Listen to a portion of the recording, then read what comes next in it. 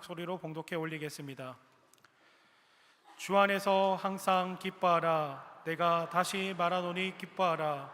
너희 관용을 모든 사람에게 알게 하라. 주께서 가까우시니라.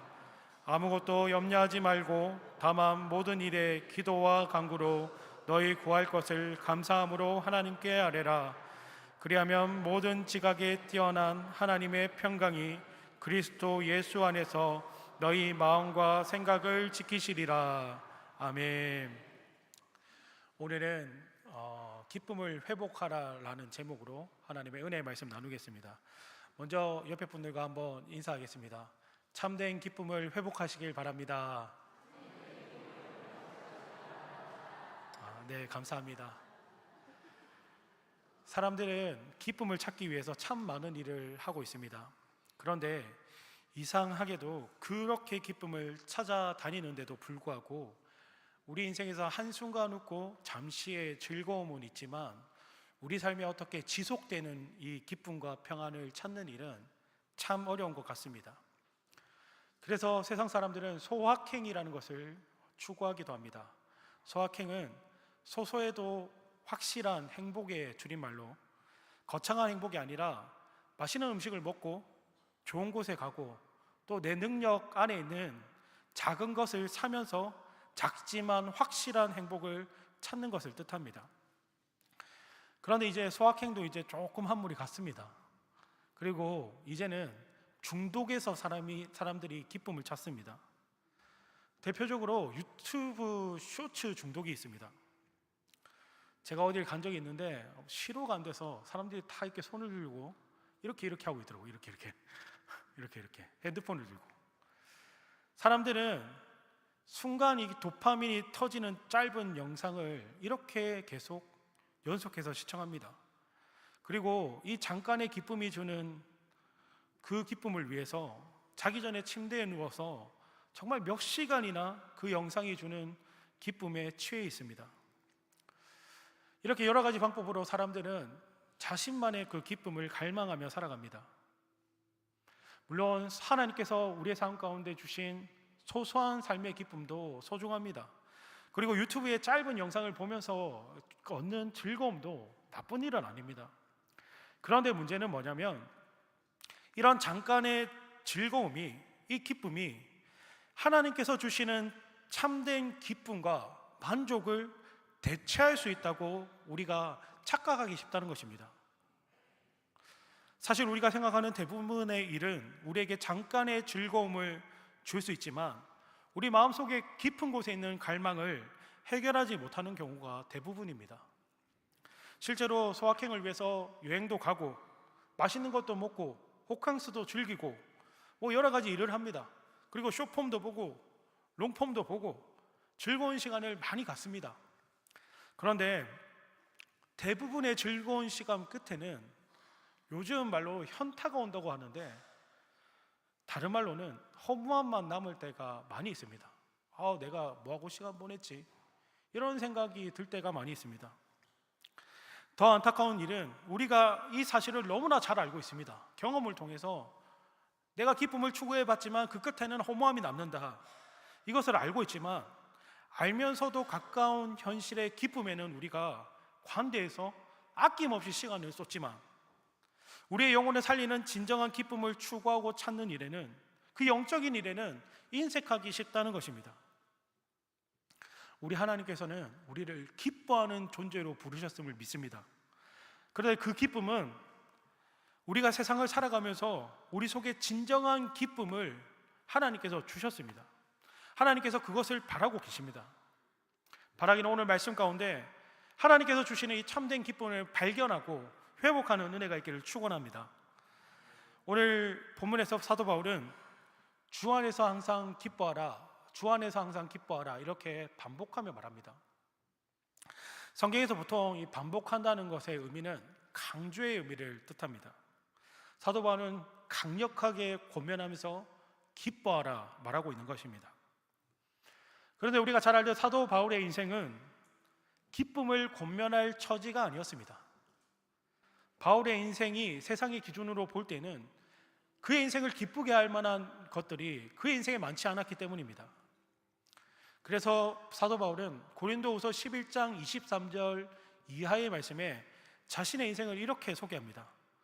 나는 옥에 갇히기도 했고 매도 수없이 맞았고 8번 죽을 뻔했습니다. 여기서 끝나는 것이 아니라 바울이 탄 배가 3번이나 파선해서 침몰해서 생명의 위협을 받았다고 말합니다. 여러분, 자기가 탄 배가 3번이나 침몰하는 것을 경험한 그런 경험이 쉽습니까? 또한 여러 위협 앞에 놓였고 줄이고 목마르고 굶고 춥고 헐벗었다고 말합니다. 한마디로 파란만장한 인생이었습니다.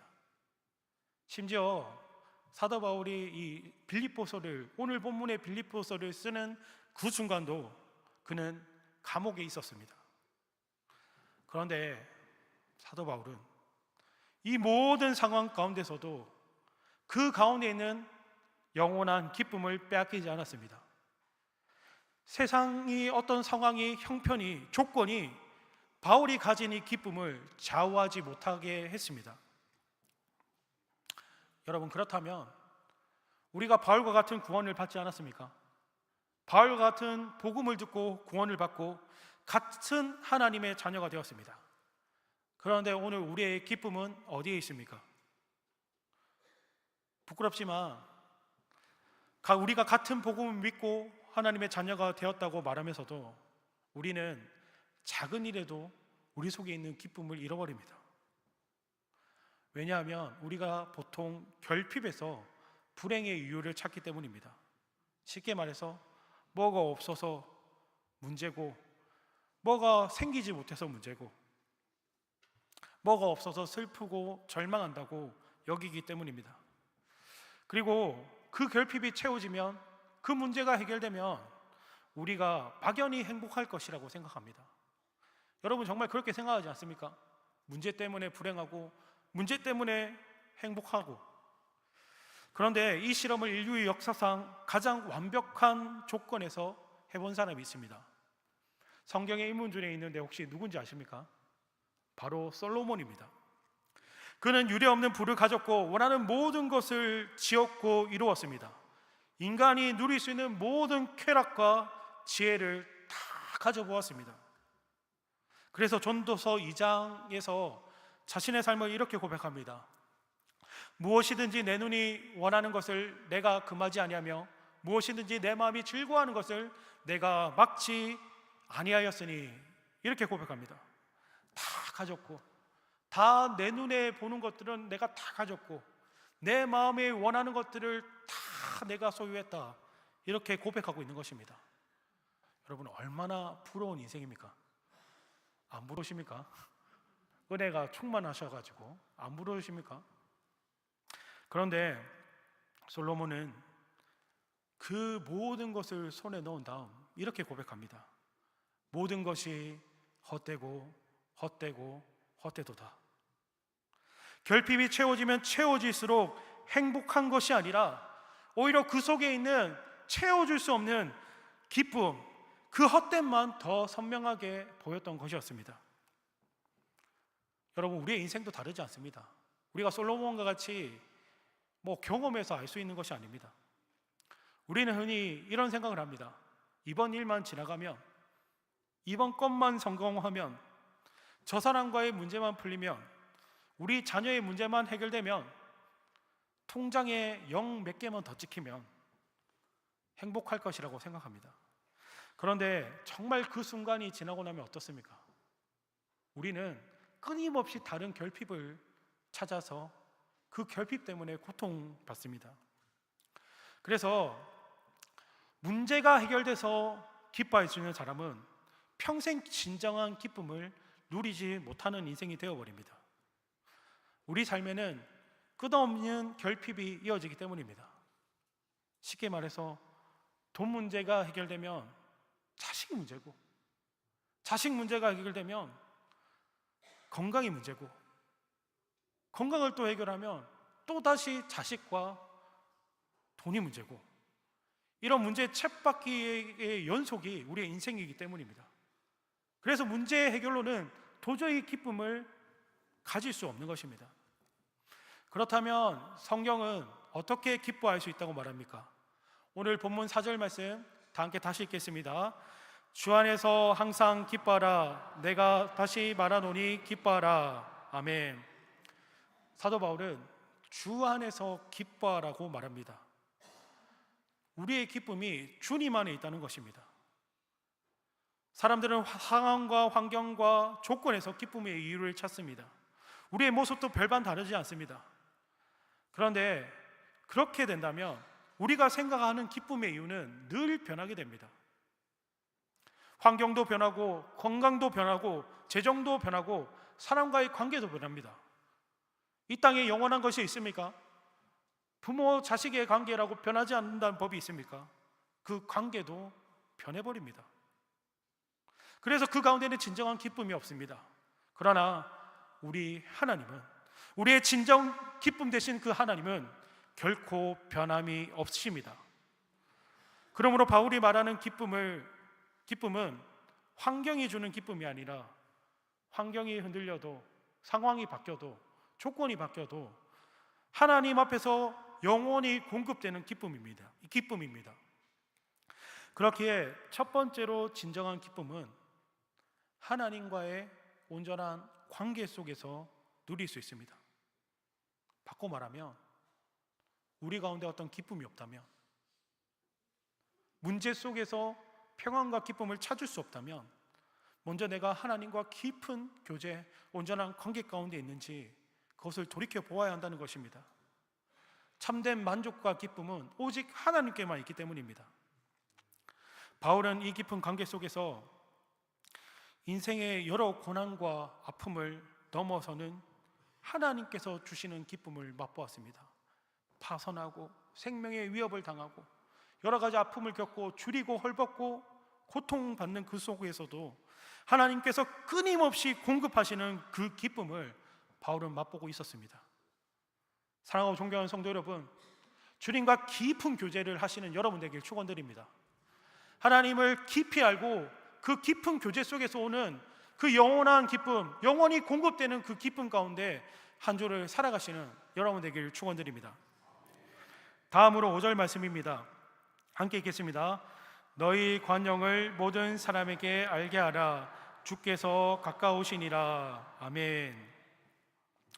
사도 바울은 기뻐하라 하다가 갑자기 뜬금없이 관용을 너희 모든 사람에게 알게 하라 라고 말하고 있습니다. 관용, 여러분 관용의 뜻이 뭔지 아십니까? 얼핏 이렇게 느껴지긴 하는데 정확히 모르시죠? 저도 그랬습니다. 저도 뜨끔하실 필요 없습니다. 여러분의 이 말씀의 이해를 돕기 위해서 쉬운 성경으로 한번 이 말씀을 읽어보겠습니다. 함께 읽겠습니다. 여러분이 선하고 친절하다는 것을 모든 사람에게 알도록 행동하십시오. 주님께서 곧 오실 것입니다. 아멘. 바울은 쉽게 말해서 진정한 우리 속의 기쁨을 위해서 하나님과의 관계뿐만 아니라 이웃과의 관계도 회복해야 된다고 말하고 있는 것입니다. 우리는 삶의 어떤 풍족 가운데 있을 때 이웃과의 관계를 소홀하게 여길 때가 있습니다. 그렇지 않습니까? 내가 기뻐하는 것, 내가 행복한 것, 내가 만족하는 것과 그 사람하고 무슨 관계야? 나 충분히 행복한데. 그런데 이것이 세상의 행복과 성경이 말하는 행복과 기쁨의 차이입니다. 세상은 내가 누리고 내가 가지고 쟁취하고 이루고 성공해야지 기쁘다고 말합니다. 그래서 그런 일들에만 몰두합니다. 그리고 그 과정 가운데 어떻게 합니까? 경쟁 속에서 서로 조금 상처 줄 수도 있지. 서로 상처 줄 수도 있는 거 아니야? 관계가 조금 상해도 괜찮다고 말하지 않습니까? 그리고 어쩔 수 없다고 얘기합니다. 이 경쟁하다 보면, 치열하게 경쟁하다 보면 상처받는 거 어쩔 수 없어. 내버려둬. 그런데 성경은 그렇지 않다고 말합니다. 이를 로마서 12장 17절과 18절 말씀에 이렇게 기록합니다. 함께 읽겠습니다. 로마서 12장 17절. 아무에게도 악을 악으로 갚지 말고 모든 사람 앞에서 선한 일을 도모하라. 할 수 있거든 너희로서는 모든 사람과 더불어 화목하라. 아멘. 오늘 본문과 본문 5절 말씀과 로마서 말씀은 모든 사람과 모든 관계 속에서 화목하라고 기록하고 있습니다. 화목이 성경이 말하는 기쁨의 비결이라고 말하고 있는 것입니다. 반대로 우리가 이웃과 화목하지 않으면, 누구와 화목하지 않으면 기뻐하지 못한다고 성경은 기록하고 있는 것입니다. 일본의 철학자 나카지마 요시미치는 자신의 책 미워한다는 것에서 미움이라는 감정을 이렇게 말합니다. 미움은 자연스럽지만 불합리하고 에너지를 많이 쓰는 일이다. 미워하면 가만히 있다가도 가슴이 답답하고 속이 상하고, 그저 그 미워하는 사람과 그 일이 우연히 생각만 스쳐도 불쾌함이 내 속에 일어난다. 그래서 누군가를 미워한다는 것은 누군가의 미움을 받는 것만큼이나 내 영혼을 갉아먹는 일이다, 이렇게 말합니다. 꼭 철학적으로 말하지 않아도 여러분, 부부싸움 해보셨습니까? 안 해보신 듯 시침이 떼시는데 여러분 다 부부싸움 해보셨습니까? 그런데 아침에 나갈 때 싸우고 집을 나가면, 사랑하는 아내와 사랑하는 남편과 싸우고 나가면 여러분 어떤 마음이 드십니까? 하루 종일 그게 마음을 괴롭히지 않습니까? 일에 집중하다가도 그 일이 스치면 불쾌감과 아내를 미워하는 마음과 또 후회와 회한이 밀려오지 않습니까? 전혀 그렇지 않으십니까? 우리는 그런 감정을 느낍니다. 사실 미워할 때. 이처럼 누군가를 미워한다는 것은 결국 나를 해치는 일이 되는 것입니다. 그래서 바울은 모든 사람과 더불어 화목하고 관용과 용납과 용서를 행하라고 말합니다. 모든 사람이 나의 관용, 당신이 친절하다는 것, 당신이 용납하고 있다는 것, 그것을 알게 하라고 말합니다. 또한 특별히 주님께서 가까이 계시기에, 주님께서 오시기에, 주님께서 이미 내 안에 있기에 그렇게 행하라고 말씀하십니다. 여러분, 더불어 화목하는 여러분 되길 축원드립니다. 성경의 인물 중에서 창세기에 요셉이 그런 삶을 살았습니다. 요셉이 아버지의 부탁을 따라서 선한 마음으로 형들을 찾아갔습니다. 형들을 찾아갈 때 요셉이 악한 마음을 품고 간 것이 아니었습니다. 그런데 자신이 찾아간 형들 앞에 갔을 때 형들에 의해서 목숨의 위협을 받습니다. 그리고 겨우 목숨을 부지했는데 애굽에 팔려가서 모진 세월을 노예로 살아갑니다. 그때 요셉의 나이가 몇 살이었습니까? 고작 17이었습니다. 그래서 요셉에게는 형들을 미워할 충분한 이유와 명분이 있었습니다. 그런데 만약 요셉이 그 미워하는 마음과 증오를 품고 살았다면 그의 삶은 증오와 괴로움에 가득 찬 세월이었을 것입니다. 그러나 요셉은 어떻게 했습니까? 그 증오가, 미움이, 상처가, 아픔이, 고통이 자신의 인생과 마음을 결정하도록 내버려 두지 않았습니다.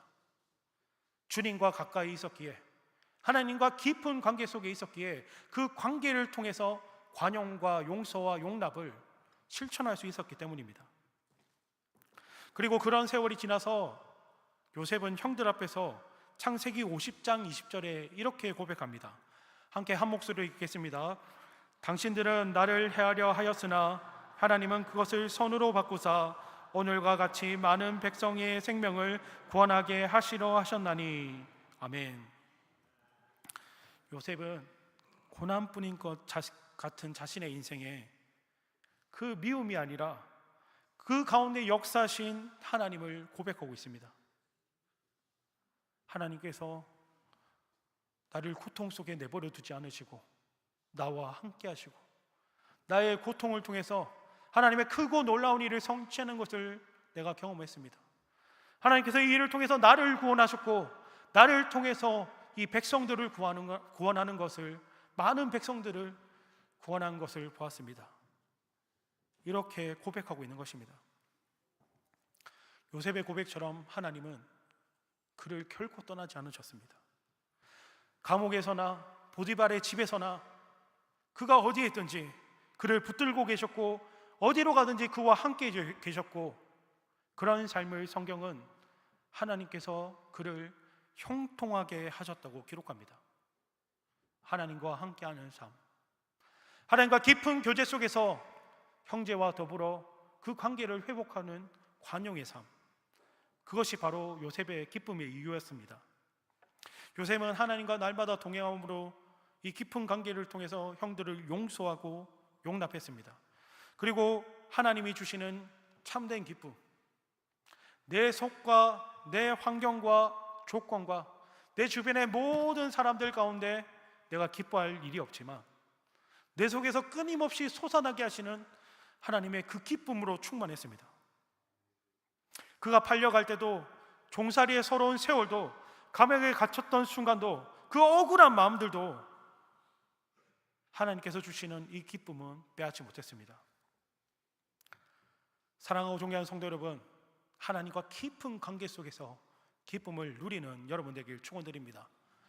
또한 하나님과 관계를 회복할 뿐만이 아니라 이 주 안에서 얻은 이 기쁨을 빼앗기지 않기 위해서 우리 이웃들과 옆에 있는 형제 자매들과 가족들과 그 가족들과 그 관계를 회복하는 여러분에게 축원드립니다. 미워하는 마음에 기쁨을 빼앗기지 마세요. 미워하는 마음 때문에 나의 영혼을 갉아먹는 일을 행하지 않기를 소망합니다.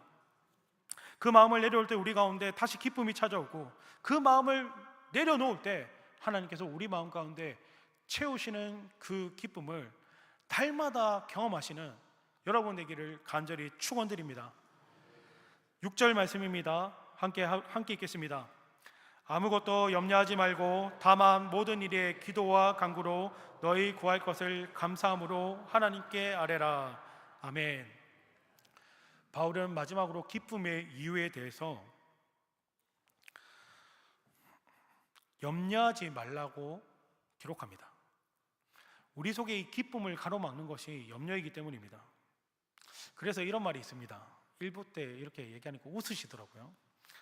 걱정을 한다고 걱정이 없어지면 걱정이 없겠네. 여러분 혹시 이런 말 들어보셨습니까? 그런데 이 말처럼 사실 우리 인생에 여러 가지 걱정이 있는데, 우리가 아는 걱정의 대부분은 걱정할 필요가 없는 것들입니다.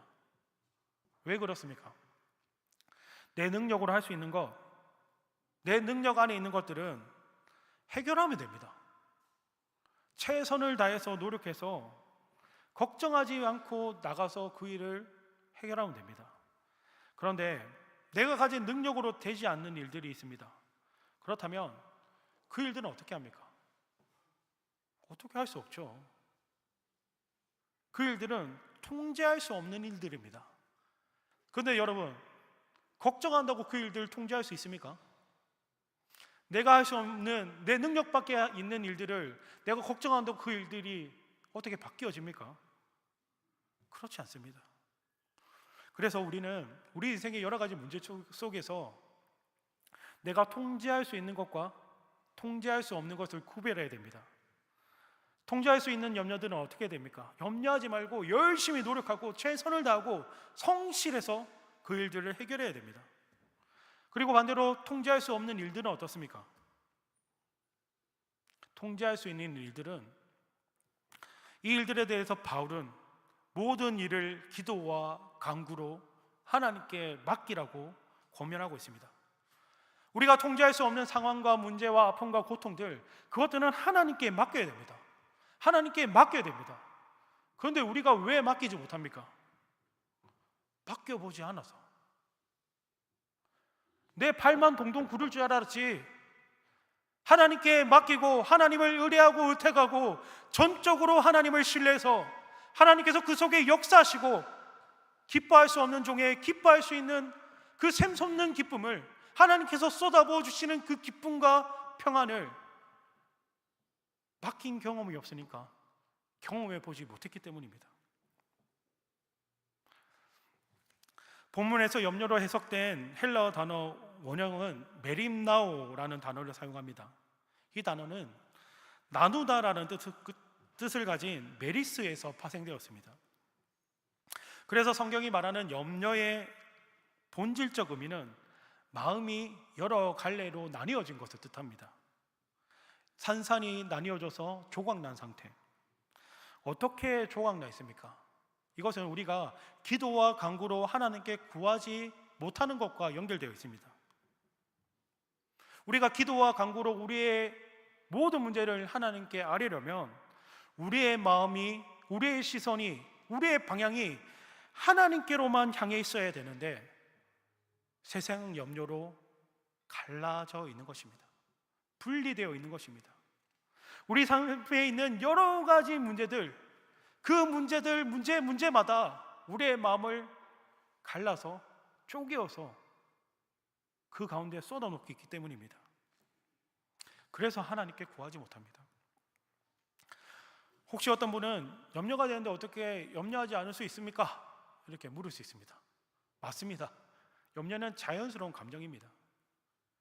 문제가 생기면 염려가 우리의 마음에 찾아옵니다. 그냥 염려하려고 해서 하는 사람 누가 있겠습니까? 그런데 여러분, 구별이 필요합니다. 자연스럽게 생기는 염려의 감정과 내 마음 가운데 찾아온 그 염려를 붙들고 흔들고 씨름하고 매이고 매몰되는 것은 완전히 다른 차원입니다. 자연스럽게 찾아오는 것과 거기에 매여 있는 것은 다르다는 것입니다. 믿음의 사람도 잠시 염려할 수 있습니다. 성도들도 염려할 수 있죠. 어떤 문제가 생겼는데 바보처럼 웃고 있으면 여러분 어떤 생각이 들겠습니까? 그러나 염려가 생길 때마다, 두려움이 찾아올 때마다, 문제가 나의 영혼을 엄습해 올 때마다 우리는 하나님께 맡기고 염려를 흘려보내야 됩니다. 하나님께 집중하고 염려로 나뉘어 있던 그 마음을 합하여 우리의 방향성과 우리의 영혼을 하나님께 집중해야 됩니다. 놀라운 일을 행하실 하나님, 그 하나님을 신뢰해야 한다는 것입니다. 그래서 오늘 바울이 염려하지 말라는 것도 문제가 생길 때마다 문제를 외면해라, 문제가 없는 데서 살아라, 이렇게 하는 것이 아닙니다. 문제가 찾아올 때 아무 걱정도 하지 말고 바보처럼 그 상황을 맞이해라, 이런 의미도 아닙니다. 바울이 말하는 것은 내가 할 수 있는 것은 최선을 다하되 내가 통제할 수 없는 일들까지 내가 붙들고 고민하고 씨름하고 있지 말라는 것입니다. 대신 내가 통제할 수 없는 것은 내 문제보다 크신 하나님, 내 문제를, 내가 통제할 수 없는 그 문제를 통제하시고 해결하시는 그 능력의 하나님을 신뢰하고 붙들라고 하는 것입니다. 이것이 바로 믿음으로 드리는 감사입니다. 바울이 감사함으로 하나님께 아뢰라고 하지 않습니까? 문제 가운데 있는데 어떻게 감사할 수 있습니까?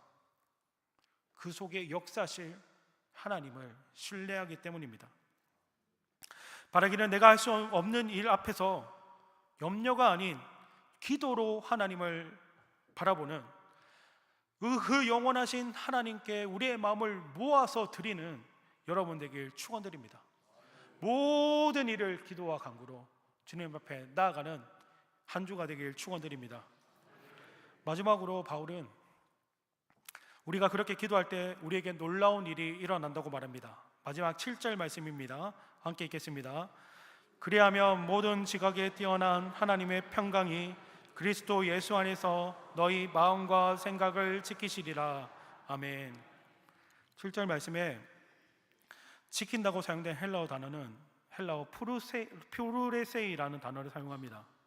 이 말은 군사 용어입니다. 군사 용어. 군사나 파수꾼이 성읍을 삼엄하게 지킨다는 뜻입니다.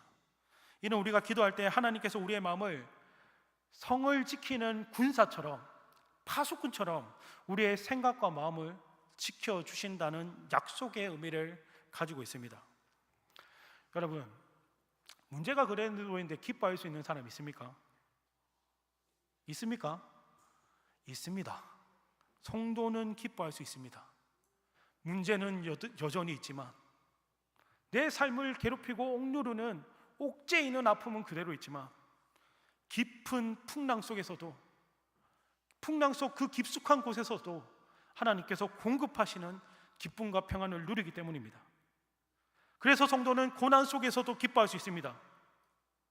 그런데 이것을 세상의 논리로는 설명할 수 없습니다. 왜 그렇습니까? 이것이 하나님의 신비이기 때문입니다. 하나님께서 주시는 기쁨이기 때문입니다. 하나님께서 주시는 기쁨으로 믿는 자만이, 하나님을 바라보고 하나님을 의뢰하는 자만이 얻을 수 있는 기쁨이기 때문입니다. 이 기쁨을 여러분 다 누리는 은혜가 있기를 축원드립니다. 지난 주간에 이 말씀을 계속 묵상하면서 고민하고 있는데 설교를 단 한 줄도 못 썼습니다. 그래가지고 고민하고 있다가 매일 새벽 제단을 쌓는 성도님과 이야기를 나눌 기회가 있었습니다. 직분을 밝히지 않겠습니다. 누군지 특정하지 않기 위해서. 어쨌든 제가 그렇게 교제를 하면서 연세도 많으신데 어떻게 그렇게 매일 새벽을 나오십니까? 저는 은퇴하면 일주일에 한 3번만 나올 것 같은데. 그런데 그분께서 하시는 말씀이 참 은혜가 되었습니다. 이런 말씀하셨습니다. 목사님, 제가 살려고 합니다. 살려고 새벽 제단을 쌓습니다. 매일매일 하나님을 붙들어야 살 수 있어서 제가 나올 수밖에 없습니다. 이 말씀을 통해서 오늘 본문의 말씀을 다시 들여다보게 되었습니다. 여러분, 우리가 어떻게 염려하지 않을 수 있습니까? 우리는 염려할 수밖에 없는 연약한 인간입니다. 우리가 어떻게 평강을 누릴 수 있습니까? 우리는 평강을 누리지 못하는 연약한 인간입니다. 그런데 이 성도님의 고백처럼 우리가 우리의 삶의 매 순간 하나님을 의지하고 의뢰하고 의탁할 때, 나도 알지 못하지만, 세상의 논리로는 설명할 수 없지만 하나님께서 그 마음속 깊은 곳에 부어주시는 기쁨과 평안을 맛보게 되는 것입니다. 내가 기도할 때 변화가 일어납니다. 내 삶에 문제가 없어서 평안한 것이 아니라 문제가 있는 가운데서도 역사하시는 하나님을 날마다 경험하게 됩니다. 여러분, 이 하나님 경험하지 못하는 거 얼마나 불행한 인생입니까? 얼마나 불행한 인생입니까? 바라기는 하나님과의 관계를 깊은 교제를 통해서 회복하고, 나아가 이웃과의 관계를 회복하고, 모든 염려는 하나님께 기도와 간구로 감사함으로 올려드리는 여러분 되길 축원드립니다. 그래서 여호와의 선하심을 맛보아 알지어다라는 시편의 말씀처럼 날마다 내 인생을 새롭게 하시며 기쁨으로 채우시는 하나님, 그 하나님을 오늘도 내일도 영원까지 경험하시는 여러분 되길 축원드립니다. 말씀을 정리합니다. 바울은 주 안에서 항상 기뻐하라고 기록합니다. 그런데 이 기뻐하라는 말씀의 주도권이 우리에게 있는 것 같습니다. 기뻐해! 이렇게 이야기하니까 내가 막 어떻게 애를 쓰고 결단하고 기뻐해야 될 것 같습니다. 여러분, 그렇지 않습니까? 막 감정을 조절하고 그래서 억지로 기쁨을 지어 짜내야 될 것 같습니다. 그런데 이 주 안에서 항상 기뻐하라는 말씀의 주도권은 우리가 아니라 하나님께 있습니다. 여러분, 얼마나 감사합니까? 우리가 말씀에 순종해서 하나님과 깊은 교제 가운데 있을 때, 하나님을 사랑한다고 고백하고 그 사랑으로 이웃과 화목할 때, 염려가 생기면 그 염려를 가지고 하나님 앞에 나아갈 때 하나님께서 나를 기뻐해라 하지 않으시고 그 기쁨의 자리까지 인도하여 가신다는 것입니다. 그 기쁨의 자리까지 반드시 나의 손을 붙잡고 가신다는 것입니다. 성경의 수많은 인물들이 그 길을 걸었습니다. 사랑하고 존경하는 성도 여러분, 우리가 다 같이 그 길을 걷길 원합니다. 인생의 풍랑 속에서도 나에게 응답하신 주님, 내 손을 붙들어 주신 주님, 고통 속에서 응답하시며 내 속에 말할 수 없는 기쁨과 평안을 채우시는 주님을 날마다 경험하시는, 그래서 그 기쁨 가운데 살아가시는 여러분 되길 축원드립니다. 함께 찬양하겠습니다.